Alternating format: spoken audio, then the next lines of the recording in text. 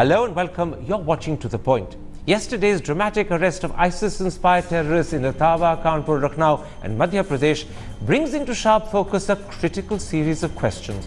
How extensive is ISIS influence in India?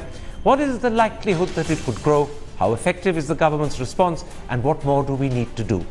My guests are the former head of RNAW, Saifullah, India's former ambassador to the UAE, Oman and Saudi Arabia, Falmiz Ahmed, the former Special Secretary of RNAW, Rana Banerjee, the Strategic Affairs Editor of the Business Standard, Ajay Shukla, and the Strategic Affairs Editor of the Indian Express, Praveen Swami. Praveen Swami, let me start with a simple question. What do we know of the extent to which ISIS has influenced the terror module that was cracked yesterday in Kanpur, Ottawa, Lucknow, as well as the arrests in Madhya Pradesh?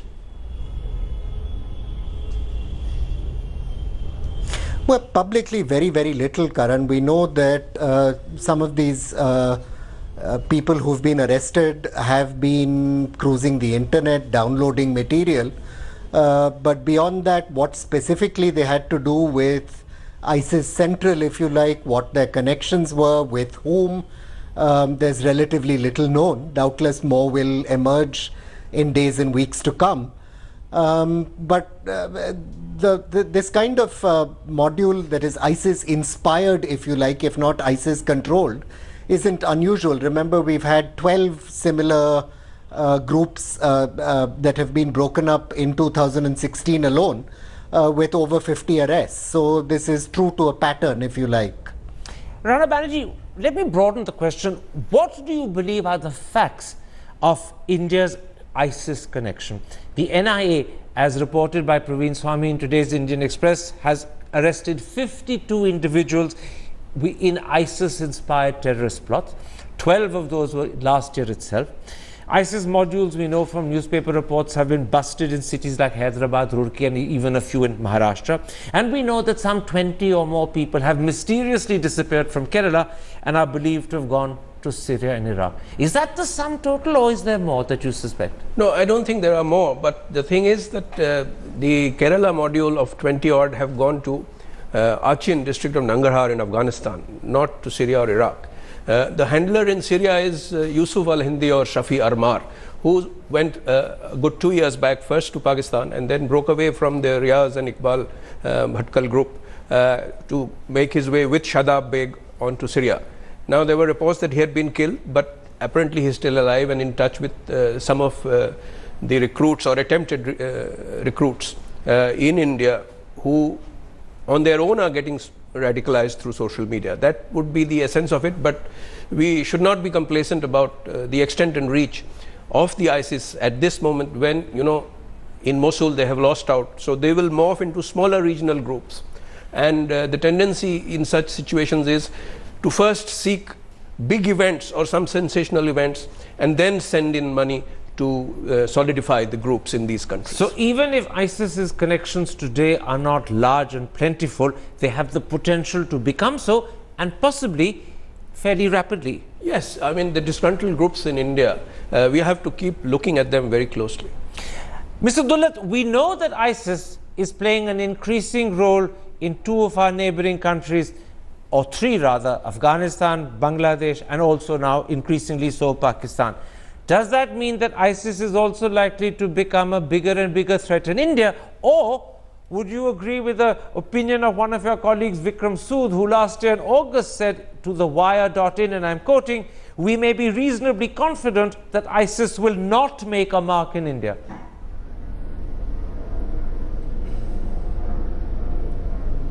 Yeah, I would tend to go along with what Vicky said. I think Rana made a good point that if there are boys who are inclined towards ISIS, after all, ISIS is only an idea. It's not an army on the march. And it's boys who believe in the caliphate or in going straight to heaven. We should really look into why. Why are these boys so inclined? Because the number is not very significant. 50, 60 boys in a country like India is nothing. And the Indian Muslim actually does not want to get involved in this kind of thing. I think it's very significant. Nobody's mentioned this, but we've had 8 months of turmoil in Kashmir. And we haven't heard of even one single Kashmiri going to Syria or to Iraq. So I don't think Indian Muslims are really interested in getting involved in this. Now that some boys have been picked up, I think they'll provide the answer to what you are asking, because in cases like this, interrogation is the best form of intelligence. And I think we should learn in the next couple of weeks exactly how big this threat is. You know, we've a radically different view from Mr. Dullat compared to yours. You believe that ISIS has the potential to grow, and as you said, it could grow very rapidly if it comes to that. Mr. Dullat, on the other hand, is much more sanguine and much more disbelieving of ISIS's potential. Do you want a quick word before I go to Tilmiz Ahmed? No, I hope he is correct, but the morphing of organizations like ISIS tend to prove that, you know, they grow very rapidly once some incidents happen. And so the potential is not just there, but it could grow rapidly as well. We should not be complacent, is what I would say. We should not be complacent. Tilmiz Ahmed, let me bring you in. You have been ambassador in Saudi Arabia, in the UAE and Oman. In previous shows on this very program, when we've discussed ISIS, you've fairly strongly argued the line that we've heard from Mr. Dullat, that Indian Muslims are unlikely to fall under the influence of ideologies like ISIS or Al-Qaeda. Do you stick to that position, or do you begin to fear that a combination of things could be changing and therefore the influence of ISIS could grow? I stick to that position. I don't think anything has really changed on the ground. The Indian Muslims' commitment to democracy and secularism remains very strong. It is indeed the principal source of their salvation and their safe future. But I'm much more concerned about the reports that have come today about this so-called Khorasan module. This is complete rubbish. You know, Khorasan module was an invention of the Americans sometime in September 2014, when they wanted to mobilize American popular support for their military intervention in Syria. It was a fake. They carried out certain attacks, killed a few people, and today's newspapers don't seem to be able to distinguish between the Al-Qaeda and the ISIS. The so-called Khorasan group, which the Americans had invented, was an Al-Qaeda grouping. It was meant to, mobilize attacks against Western targets. It had nothing to do with the East or with India. In any case, it has now been discredited.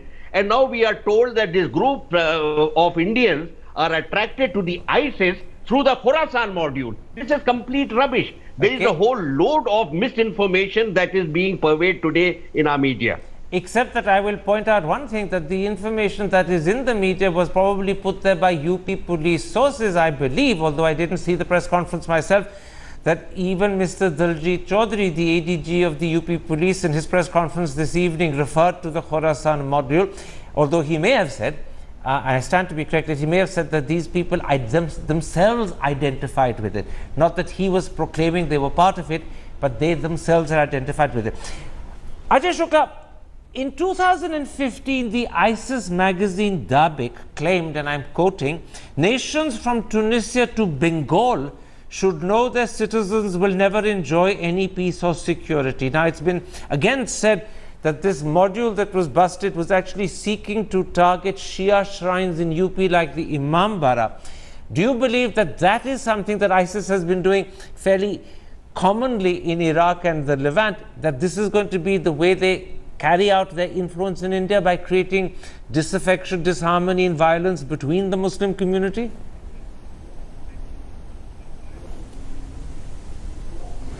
Karan, just to take one step back and get a little perspective here, let's remember that we are talking about the potential expansion of ISIS influence in India at a time when ISIS is in tatters in Syria and Iraq, where it has ostensibly set up its caliphate.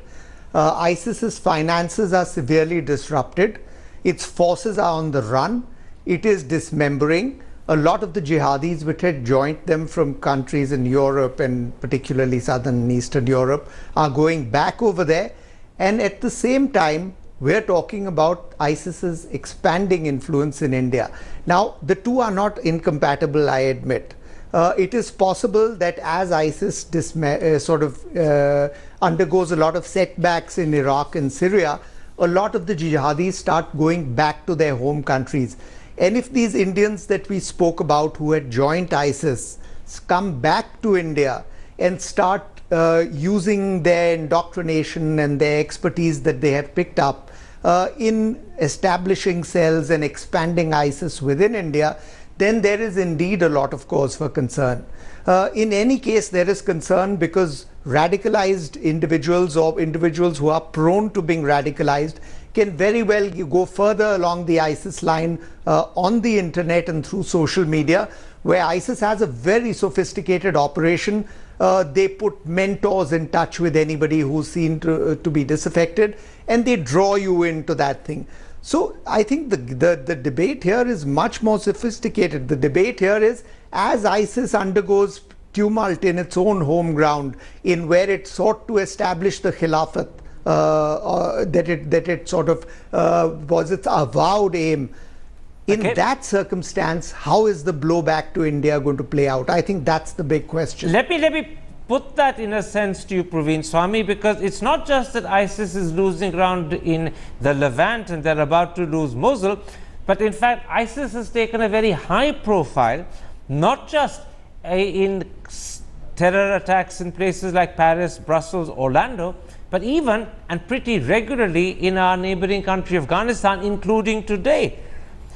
Do you believe that their collapse or imminent collapse in the Levant will weaken them and therefore make it more difficult for them to influence countries like India, Pakistan, Bangladesh? Or, in a sense, is that where they will seek to then emerge? I think we're at some danger of having a discussion that's completely sundered from the Indian context, even a little surreal. Firstly, it's this discussion about ISIS's impact on Indian Muslims creates a bit of a straw man. It's no one's case that ISIS has any impact of significance among Indian Muslims at all. People who say that it doesn't are quite right. Having said that, 52 people arrested within a year and a little over 70 gone abroad for training within 2 is a scale of attraction that no Indian jihadist group has ever had in the past. The Indian Mujahideen, which carried out the most successful urban terrorism campaign this country has ever known, did not, at the height of its campaign, attract 50 people to its ranks in a year. Here what we've seen is that small groups of one individual or 2 individuals who go online, when they go offline, succeed in attracting 3, 4, 5 people to their cause in very, very short order. This suggests, I think, as Mr. Banerjee pointed out, that there is a reservoir of political grievance among some sections of Indian youth that these groups are succeeding in tapping. Much as the Lashkar-e-Taiba or other organizations tapped these grievances, exploited these grievances, the Islamic State is able to tap those grievances, and unless we take this with some seriousness and find a way of addressing that reservoir of resentment, we are going to find ourselves in trouble. It doesn't matter if, this is something that is going to set the Indian Muslim community alight, which it's not. The question is, how are you going to deal with these small numbers of angry, disenfranchised youth who are turning to these groups? If it's not ISIS tomorrow, it will be someone else. It will be Al-Qaeda in the Indian subcontinent. It will be some other group which is flying some other flag. This has very little to do with ISIS's fortunes in Mosul or Raqqa or anywhere else. We're having the wrong debate on this, and if we don't understand the dynamic here, we will end up paying a rather unhappy price. Let's then take up that point. This threat of ISIS, small as it is occurring against a backdrop of love jihad, ghar wapsi, anti-beef campaigns, as well as, of course, the whole controversy over Bharat Mata Ki Jai. Is all of that creating an environment that could help the spread of ISIS or ISIS-like thinking? I would like to believe that unless we address the alienation of the educated Indian Muslim youth, we are going to be headed for more trouble. So the de-radicalization programs that are on the anvil, it's all under wraps at the moment. So we need to know publicly what is happening. How are we reaching out to discontented minority. Because what you're worried about is that the alienation of Indian Muslim youth Yes. is providing a sort of fertile ground on which ISIS influence can play. Absolutely, and also the competitive call of groups like the Al-Qaeda in the Indian subcontinent, the Jamaat-ul-Ahrar from Pakistan, where Asim Umar was supposed to be an Indian or from India, trained in Deoband, who's now based in Karachi or may have moved lately from there. So even they can make calls on this lot of disgruntled youth. In these circumstances, then, Mr. Dulat, I'm going to take up that point you made about there being no real ISIS influence of any substantial nature in Kashmir at all, despite the terrible turbulence the valley went through last year. But how confident are you that will continue to be the case? I know that the ISIS flags and banners that were seen there was really viewed as symbols of protest rather than symbols of allegiance. But if the disaffection and alienation that those young feel continues and grows, might it not be only a matter of time before ISIS-like thinking begins to influence them as well? After all, they also have easy access to the net, to webs and chat rooms.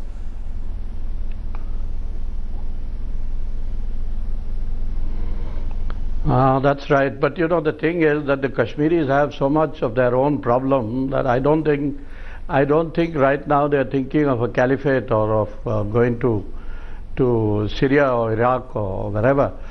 And but I didn't really mean in terms of going to Syria and Iraq. I mean in terms of that influence feeding on them and furthering their alienation within India and creating problems here. In that case, every local Kashmiri who gets involved in militancy, and the number is increasing by the day, then we could argue that these are all being influenced by ISIS or what they read on the net or the Facebook. My point is, if we are indeed conceding that there is large scale or considerable or significant alienation of Muslims wherever, then I think that is what you need to look into, rather than saying that, you know, the Khorasan model or this model or that model, because then we have a problem. And I agree with the others then that yes, then you know, it could grow. As far as sectarian violence goes, which somebody referred to, we've seen no indication of it, and hopefully will not have any. Talmiz Ahmad, let me take it like this. There's no doubt that the issue that needs to be tackled is the alienation and disaffection of Muslim youth, not just in Kashmir, but elsewhere as well. But the problem is, if that alienation and disaffection is not tackled, it could become fertile feeding ground on which ISIS-type thinking can begin to work and play. And my question, therefore, is a simple one. Is the anti-Muslim image of the Modi government, and it may not be a justified image, but it is viewed through Muslim eyes as a government that is inimical to Muslim interests, is that likely to make Indian Muslims more vulnerable to the influence of ISIS? Something that they may have to resist more definitively? You know, we should have a sense of proportion here. We have a 2 million strong Indian Muslim community. Quite possibly some of them, young people, would be alienated because of various disadvantages or because of the communal discourse, etc. But 50, 60, 70 people have got attracted from this 200 million people, 50, 60, 70 people attracted to the Islamic State. I think that is, we should have a sense of proportion there. With regard to domestic issues, that's a completely separate matter. It has nothing to do with the Islamic State. It has to do with the management of domestic affairs. Yes, if there is a rapidly growing communal discourse, if there is actual violence, if there is a sense of gross injustice, it is quite likely that sections of our community could get alienated from the mainstream. But this is true of every other section of the community. It is true of the scheduled castes and tribes, it is true of extremely poor people, it is true of the women, etc. So I don't see any real connection just yet between concerns that you have raised about the communal discourse, the burgeoning communal discourse, and the alienation of Muslims and their possible attraction to the Islamic State. I don't see that connection just yet. I think overall, I do believe in the capacity of the Indian state for self-correction. I do believe in the resilience of our national values. I believe in the strength of our constitution and of our judiciary. And I believe that this communal discourse that is now spreading will be controlled and will be corrected. Ajay Shukla, do you accept that somewhat sanguine view that ISIS is not and is not likely to be a threat of significance in India, and that the disaffection that Indian Muslims feel is not likely to push them into ISIS type thinking or to be influenced by ISIS type thinking?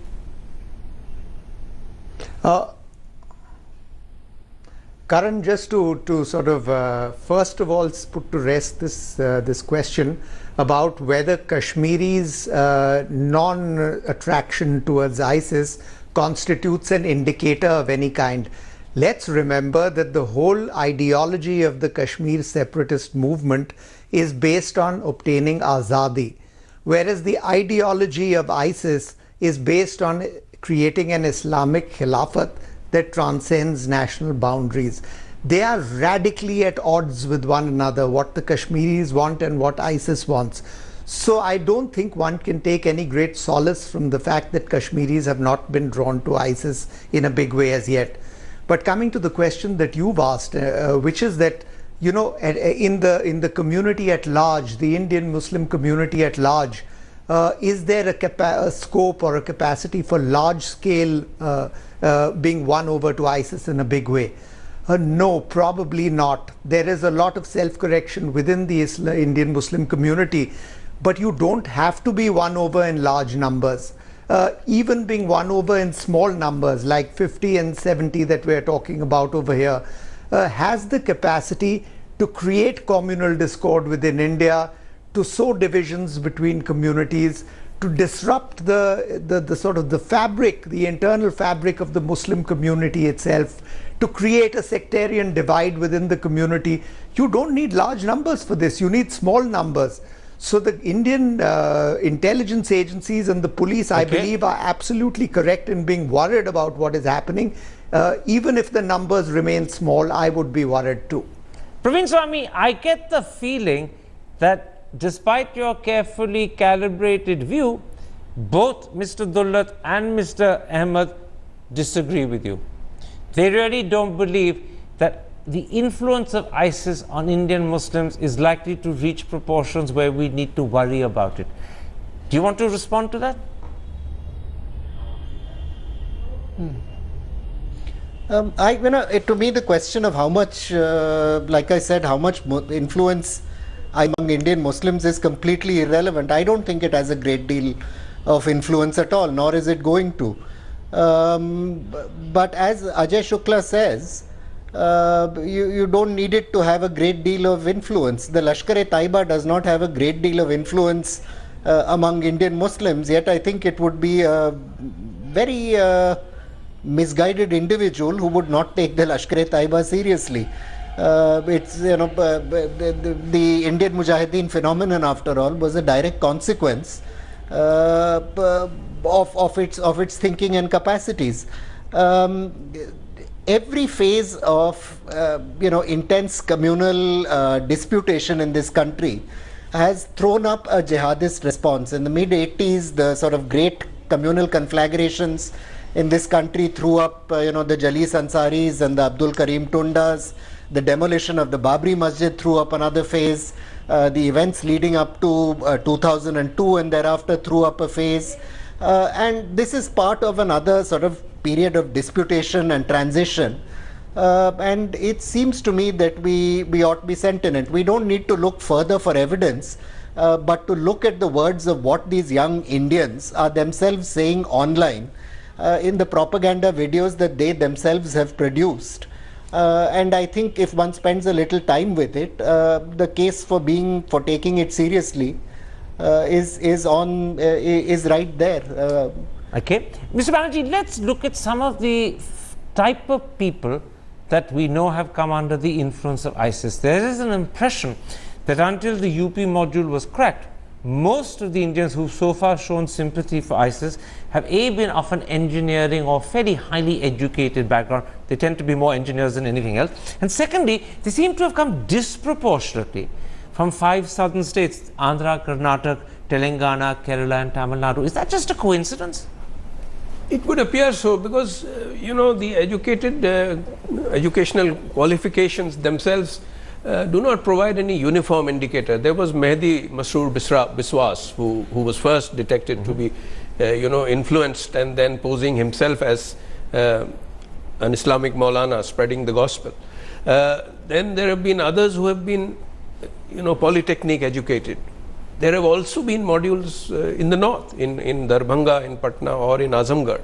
So it's not locationally restricted to the south. It could happen anywhere. It could happen anywhere. Yeah. In other words, the impact of ISIS could actually be on any Indian Muslim who is on the net and is inclined to be influenced by them. I know that inclination is a very important telling factor. Lone wolves, can come from anywhere. To what extent, Mr. Dullat, is it a more difficult influence for us to counter because A, it comes through websites and the chat rooms on the net, which means it's difficult for the government to check and counter, but relatively easy for individuals to reach out and be influenced by?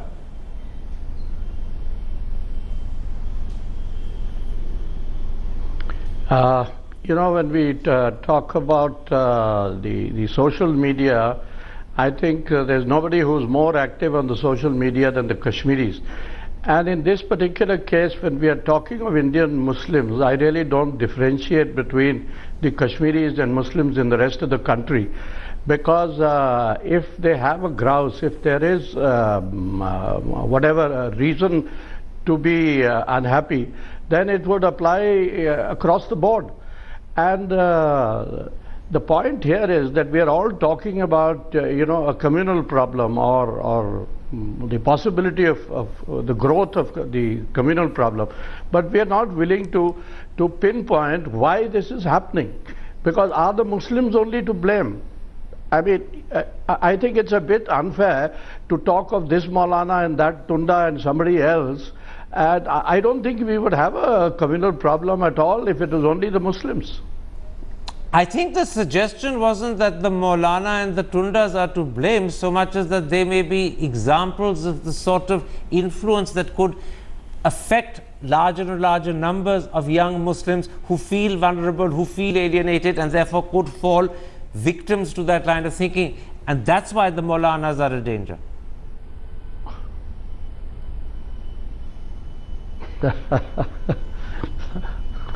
You're just going to laugh at that. Do you want to defend yourself, Praveen? Because that was clearly a remark aimed at your comment. No, I'm not laugh at that because I don't think it's very fair to the Indian Muslim that you put all the blame for whatever is going wrong communally on the Muslims without looking at the larger picture. And that's what I've been trying to say, that if ISIS is a threat, if ISIS is a danger, like we used to talk of the Indian Mujahideen or Simi earlier, then we need to look within ourselves to ask the question, why is this happening? Why this disgruntlement? Where is it coming from? Rana talked about these modules to correct this, but I haven't heard of any such thing happening. Very quickly, Praveen, do you want to respond? There is no correction. Do you want to respond, Praveen? I will, since Mr. Dullat has made this quite extraordinary cheap shot, I'll tell him why it's happening. Abdul Karim Tunda, as he knows perfectly well, became a jihadi because he learnt of his brother-in-law being burnt to death by a Hindu fundamentalist mob in 1985. I'm not sure why he thinks I'm blaming only Muslims. I can only conclude that his intent is a polemical cheap shot because he surely can't think that I'm blaming only Muslims on the basis of what I said. Rana Banerjee, let's come to this question of how the Modi government should handle the threat of ISIS, and I mean both the actual threat as it exists today as well as its potential to grow. Well, in terms of the actual threat, there should be increased coordination between the intelligence and police agencies of the center and the state. That goes without saying. But in regard to the outreach to the disgruntled Indian Muslim, particularly the youth, I believe that instead of being discreet about it, there should be a more open declaration of intent or the declaration of sincerity to reach out to them. there is this organization, I believe, which is headed in the National Security Council, which is tasked with this entire approach to de-radicalization. They have been meeting with some ulema, but you don't have to go even as far as the youth, say in the Jamia Millia Islamia University. There are a lot of bright young Muslim students there who are very disgruntled. And in that context, how important is it for the government to stamp down upon love jihads, ghar wapsis, beef bans and all the rest of that? Well, those are being referred to as fringe elements, but even what they do within the party is perhaps not that important, but reaching out in terms of deliverables to this type of section of the population which is intelligent, upwardly mobile. I mean, we must convince them that there are enough opportunities for them within the system, both in terms of education, employment, and getting more inclusive into the system. Mr. Dulat, let's pick up on the second part of what you heard from Mr. Rana. Beyond countering and checking ISIS's influence on the net, does the government need to come up with its own message, broadcast in particular to the Muslim community and those who feel alienated and disaffected?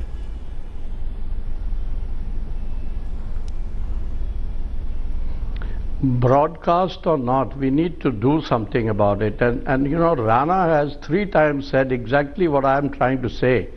And Praveen got very excited about it.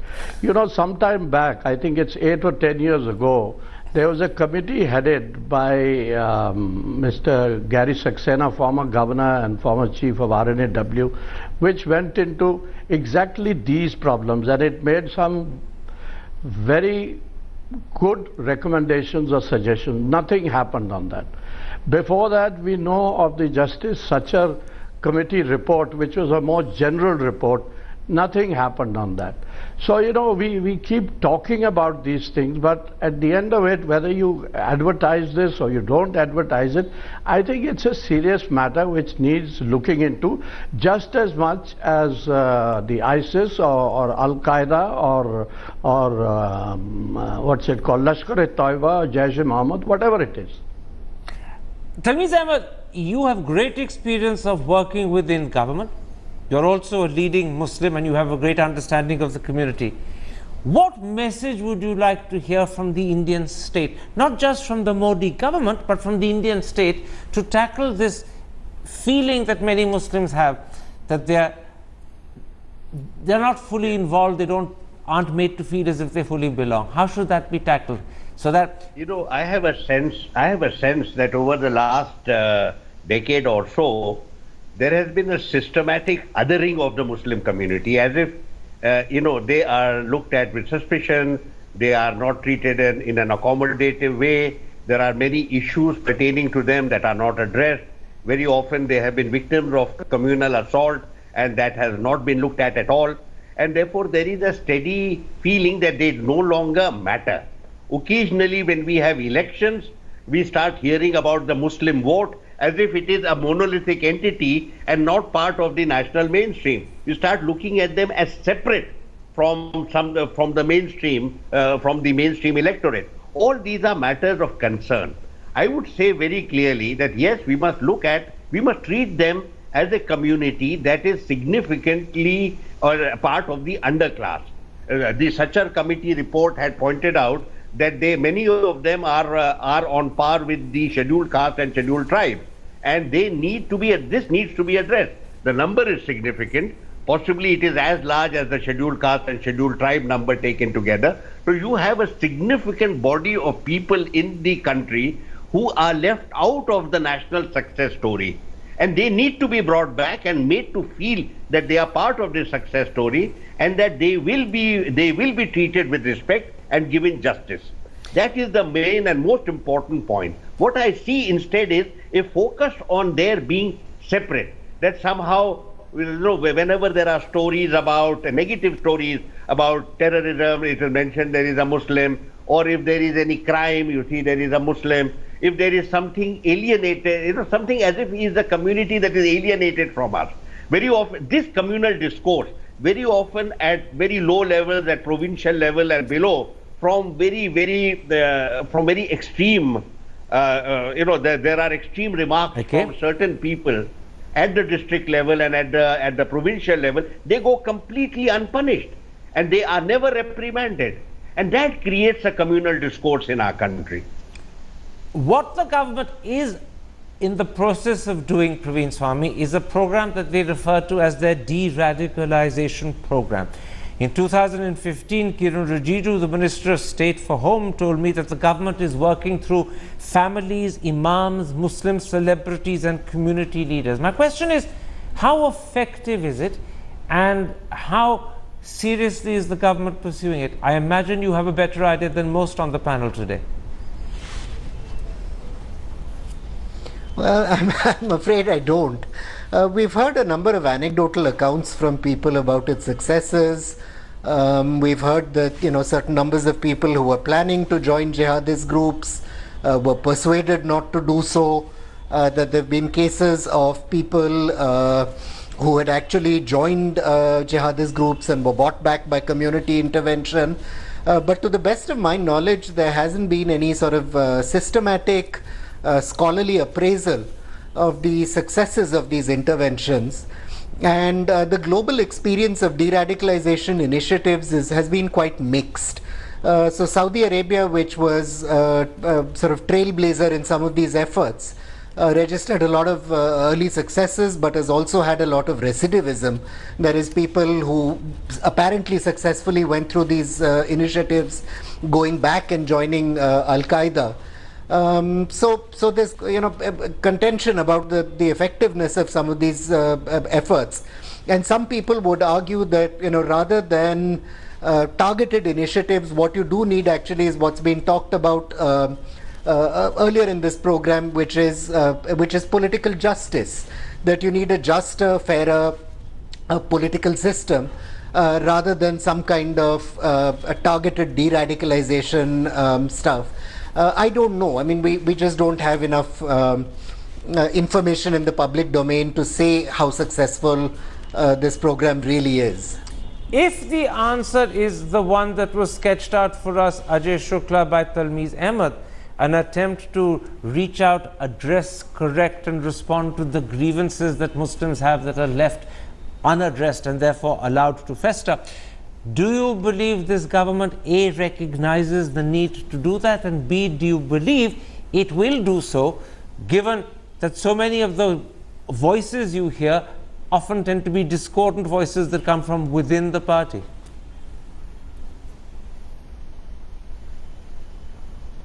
The answer to your three questions are no, no and no.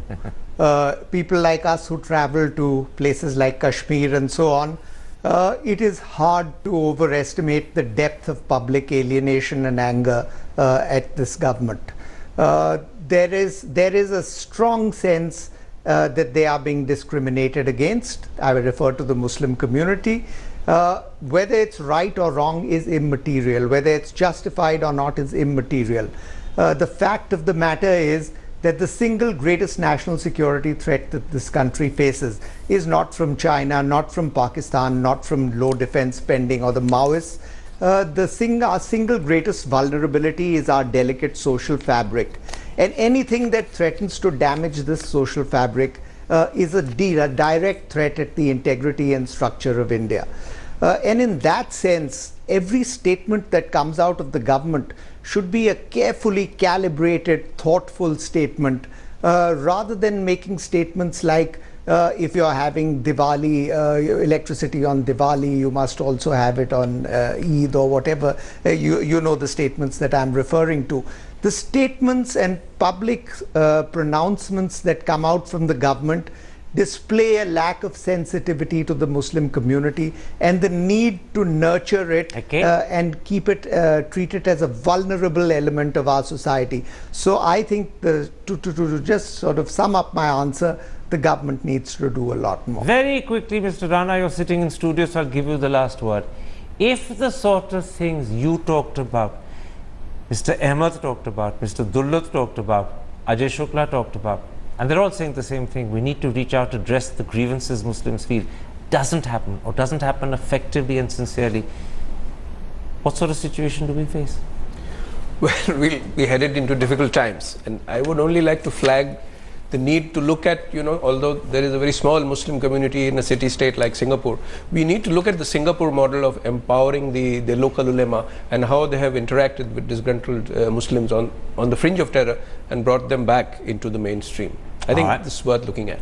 That's one of many lessons that Singapore could teach us. There are many others as well. Indeed. All right, my thanks to you for that answer. My thanks also for coming to studio. My thanks to all my other guests for joining me. And if you have been, thanks for watching. Goodbye. Good night.